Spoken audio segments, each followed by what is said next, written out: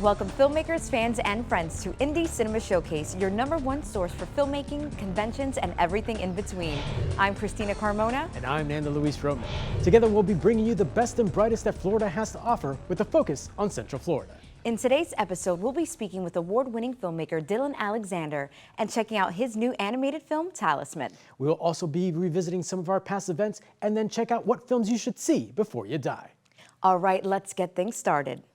1,000 years ago, human beings began the practice of magicka and turned away from the old gods, who became angry and destroyed the world they had created.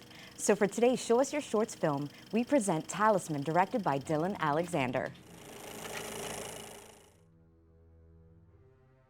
1,000 years ago, humans began the practice of magicka and turned away from the old gods, who became angry and destroyed the world they had created.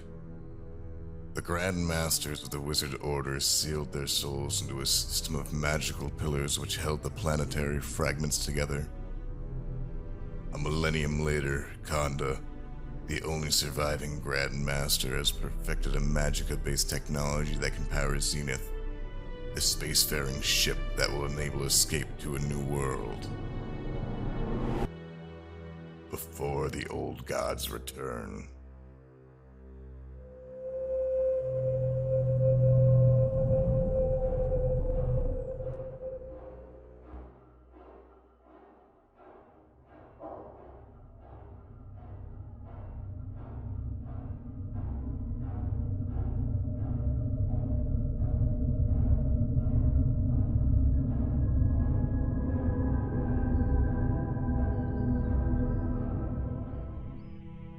Even further, he discovered the secret to immortality. At a cost, he created a device, locking his soul inside, keeping him alive long after his body had died. With the guidance of Khanda and the other 8 Grand Masters, the people abandoned their old gods and turned to the practice of magicka. But the gods would not be so easily cast aside. The 8 Grand Masters were sealed into giant stone structures, similar to Khanda's immortality device, but on a massive scale. Knowing this would not last forever, Khanda was left behind to protect the totems, while building a zenith to leave with all that remains. Grandmaster Khanda requests your presence. I have been summoned. Elder Pellegrin will be taking over the discussion. Be on your best behavior for her. Please excuse my absence.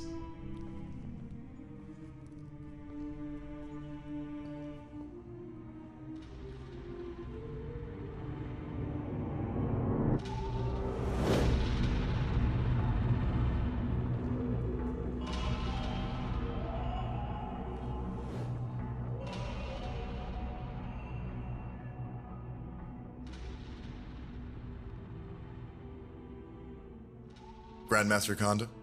Welcome, Baker. As always, I appreciate your haste when summoned. Of course. Our stronghold in the western marshes has been destroyed. Our young apprentice here was the only survivor. And what of Master Yerwin? It seems the gods have returned. What? The old god of the western marshes has returned as flesh. They have formed a cult army of their former worshippers and raised our stronghold. For what purpose? Why have they returned? His motives remain a mystery. It would be wise to assume the worst.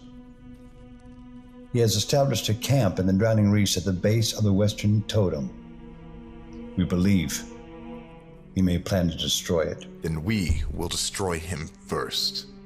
What of the Zenith? The Zenith is nearly complete. We will make our exodus only when all else fails. You must reach the Drowning Reefs and find Boehm. Boehm will die.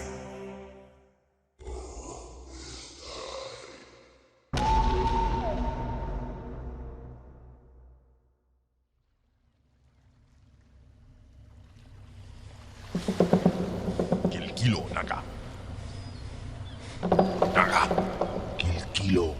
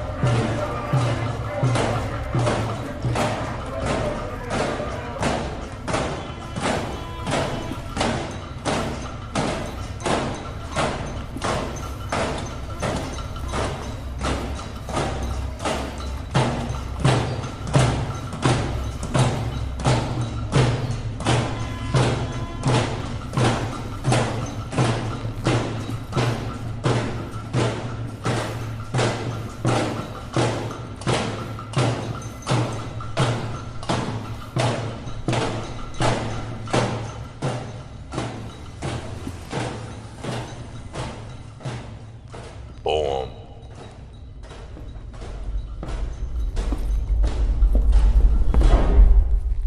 Boom. Tomoki Naga. Kilo Naga.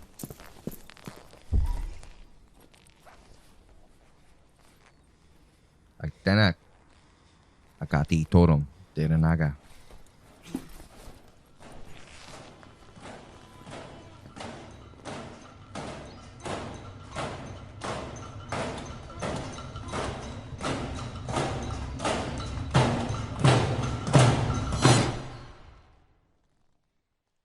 Do you wish to kill me? It's okay, there's no shame. Do you wish to kill me? Yes.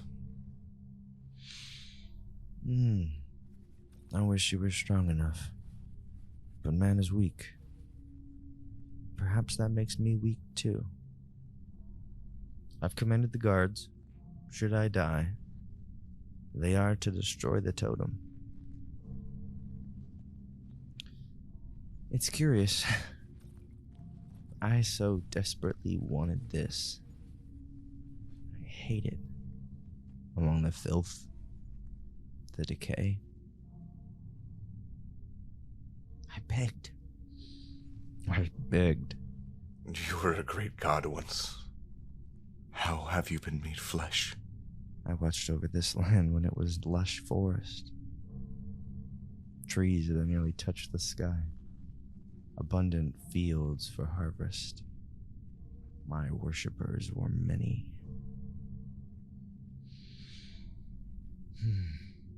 There was a man. He walked my woods daily, communed with me, loved me.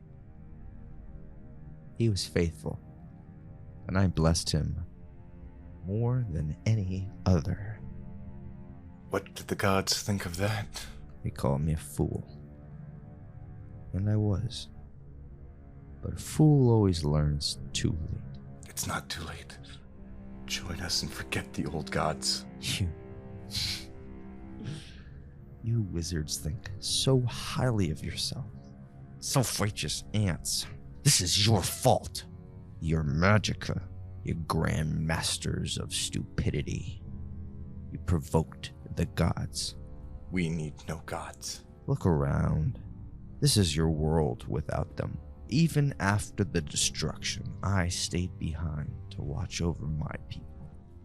I was a good god. You did nothing as the gods murdered us. The forests became marshes, the rivers became swamps, and the people forgot your very name. They remember it now. While my people turned away, that one man remained faithful. He taught his offspring my name, my ways, the love of poem. And I watched his offspring multiply from afar until one came that was his spitting image. I thought he might be some form of reincarnation, perhaps. He was a cunning young man. Eyes so piercing. Even to a god, they were a mystery. One night, he prayed to me. I had not been prayed to in a long time. I begged the gods. I begged the gods for mortality so I could become one with him. You have been banished here. You truly are a fool. When I came to him, he denied me. As any man would. Did you show him any display of your power? What proof did you offer of godhood? He saw the proof. He saw the proof when I slaughtered him. His mother, father, brothers, sisters. I ended the entire bloodline. The whole village now sees my power. And you being here tells me, even across the sea, in the wizard's little harbor, they've heard of my power, and they fear it.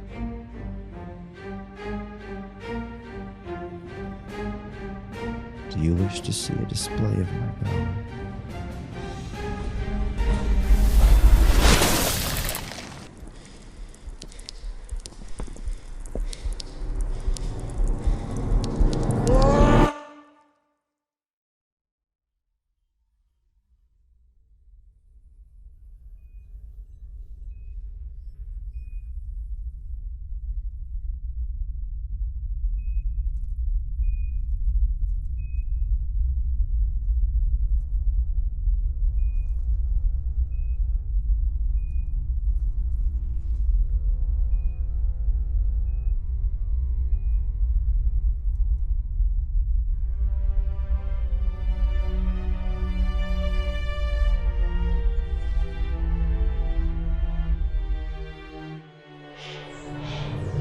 As a kid, our next guest grew up right down the street from the king of horror, Stephen King. He spent his childhood making films with friends and learning what his path was. In 2020, he launched the Blunt Digital Media Collective in Florida to create PC games and films. For today's Industry Insight, we sit down with Dylan Alexander. Hey everyone, we're in the studio with filmmaker Dylan Alexander. Dylan, thank you so much for joining us today. Thank you for having me. What made you decide to go into animation as a whole? So it's just, I always loved animation, especially animators like Ralph Bakshi, Don Bluth, people like that, where I can watch films like The Secret of NIMH, when I saw it as a kid, It's one of my terrifying, and yet I loved every second of it. So I just wanted to capture that type of feeling and create something that I think a lot of modern movies just don't capture. So when it comes to like filmmaking and going into animation, what were like the hardest things?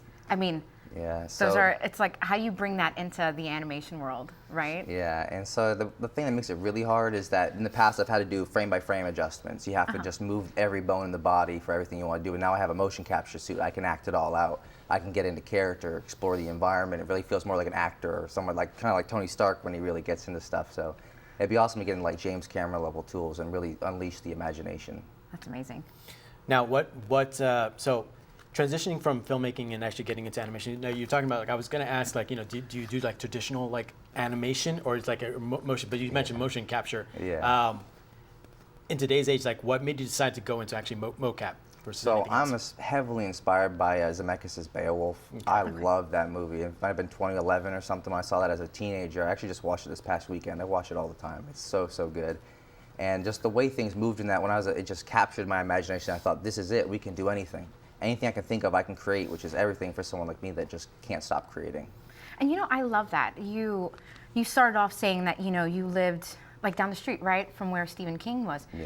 And that, I think in itself, as a filmmaker or any kind of creative, just having that thought process of, I can do anything. Right. Because we really can. Yeah. No, honestly. Yeah, exactly. And so I think you're a great like story from that, because you've got Talisman. Yes, yeah. And that has done super well. Yeah, it's actually screening in Rome next month at a Cafe Lettorerio in Rome, so it's going to be really awesome. Talk to us about how you came up with that idea. So I started about 2 years ago when I watched a program called Svengoolie. I'm not sure if you guys are familiar with that. That sounds familiar. So it's like they show old classic horror films and sword and sorcery, fantasy, and I love that type of stuff, and I just don't see it nowadays. So I felt inspired or compelled to make something myself. I really wanted to see Conan meets Apocalypse Now. Yeah. So I wanted to make that happen. I want to see how can I push myself to my limits. Right. And what's next? A lot of things. Let's see. Especially as an Unreal Engine specialist, I got a lot of virtual project ideas I want to do. I'm working on building a virtual theater where we can show films, we can do things, games, music. People can explore a virtual campus, all that type of stuff.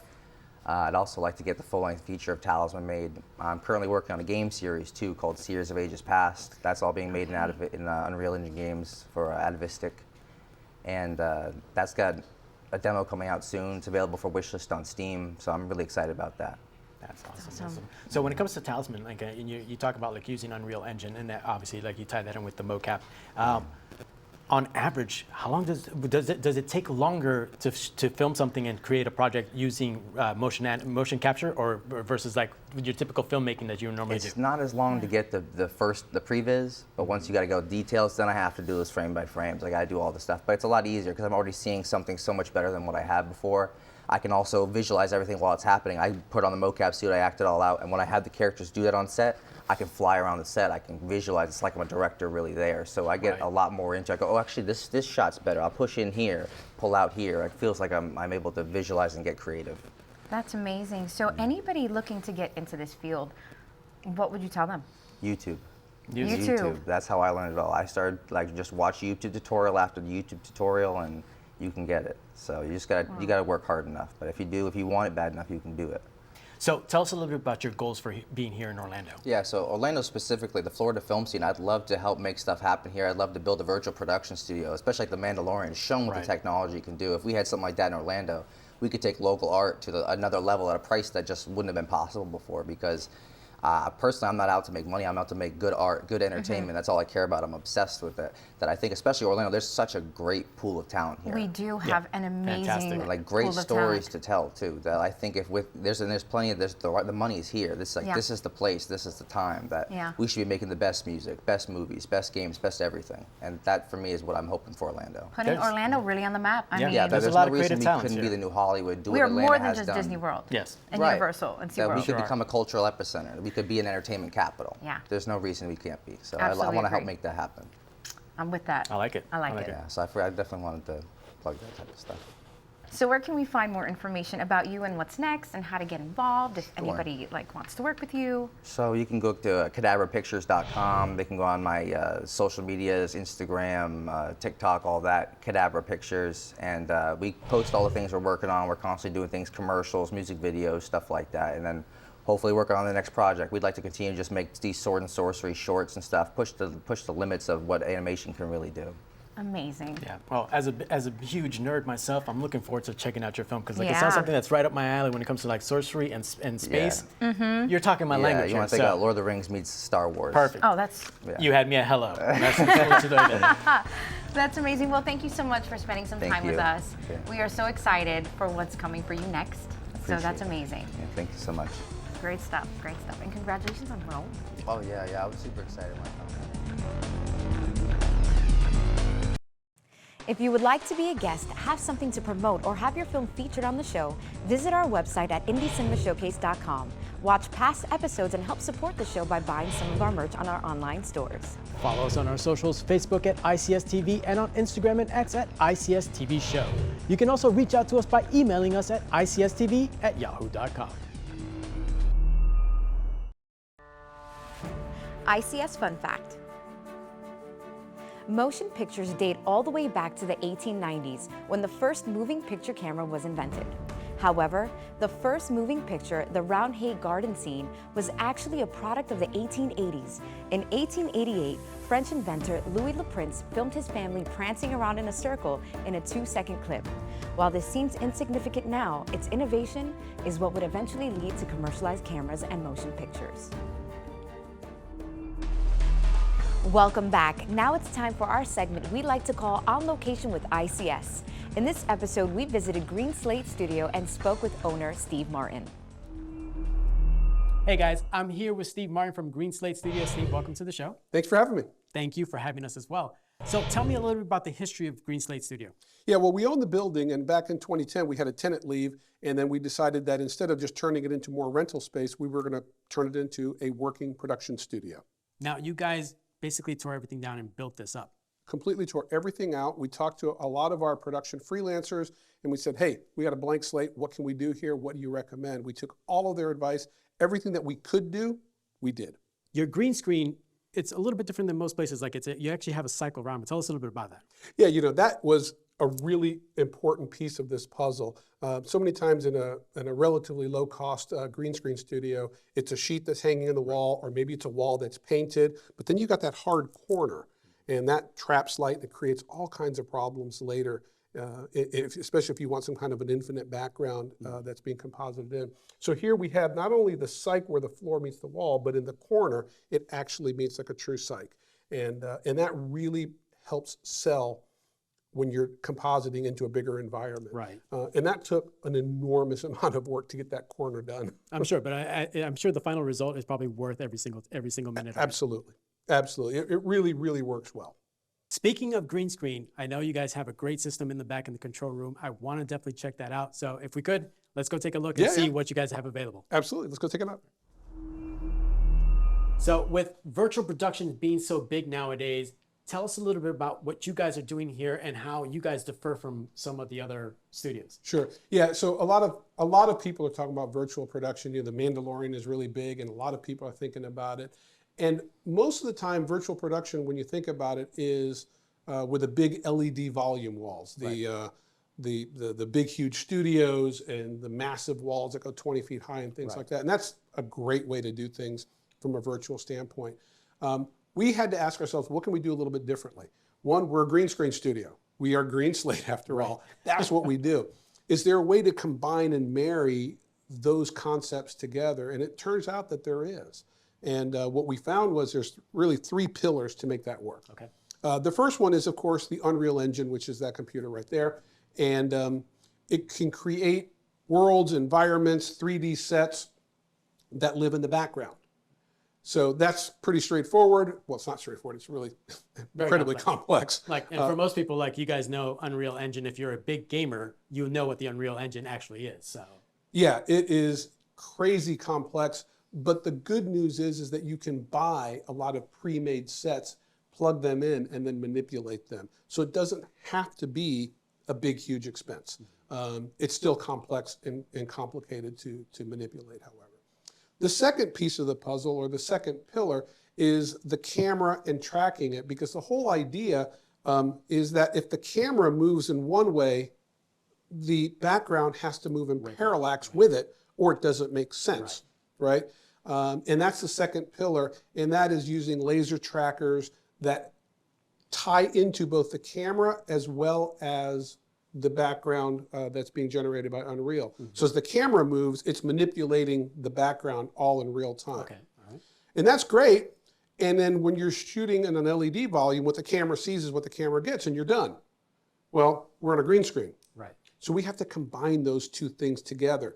Now, in the past, Star Wars, Star Trek, and all these shows, they did all of that kind of stuff in post, which is really time consuming. It can be really expensive, and it kind of takes away the cost advantage of doing something on green screen. The only reason you did it on green screen was because that world didn't exist. Right. You couldn't shoot it optically. Well, here we thought, well, what if we could do this all in real time? And that's where the Ultimat comes in. Now, Ultimat is this piece of gear right here, is a way to combine the foreground and the background in real time in a very realistic way that doesn't look keyed or cut out. Shadows are natural. All the controls allow you to, like if somebody has like frizzy hair, it's not an issue. So it's really amazing technology. And we combine all three of those pillars to create virtual production on green screen in real time. Right. Well, thank you for taking the time to chat with us today. If people want to find out more information about Green Slate Studios and where they can contact you, where can they go to? It's pretty simple, greenslatestudios.com. All right, simple That's enough. it. They can go to the website. They can call us. If they want to come up to get a tour, just give us a call, schedule a tour. It doesn't cost anything. We'll just schedule a time when we can do it and give somebody enough time to show them everything that we offer. If it's a good fit for them, great. If not, we made a new friend. That's awesome. For our final segment, let's check out what films you should see before you die. For this week's film, we travel back to 1933 for the film King Kong, directed by Miriam C. Cooper and Ernest B. Schoedsack. The film stars Fay Wray, Bruce Cabot, Robert Armstrong, and a fully animated King Kong, which was created by Willis H. O'Brien. Now, King Kong was undoubtedly the most extraordinary technical achievement of its era. At the time, the team composed of Delgado and O'Brien was one of the most respected special effects crew in Hollywood, particularly for their special skills in building miniature creatures and sets, as well as stop-motion animation. King Kong was a sensational hit on its release and again when re-released in 1952. The public flocked to see the film, thrilled by both the story and the wonders of a lifelike giant ape. And it's our choice for this week's film we think you should see before you die.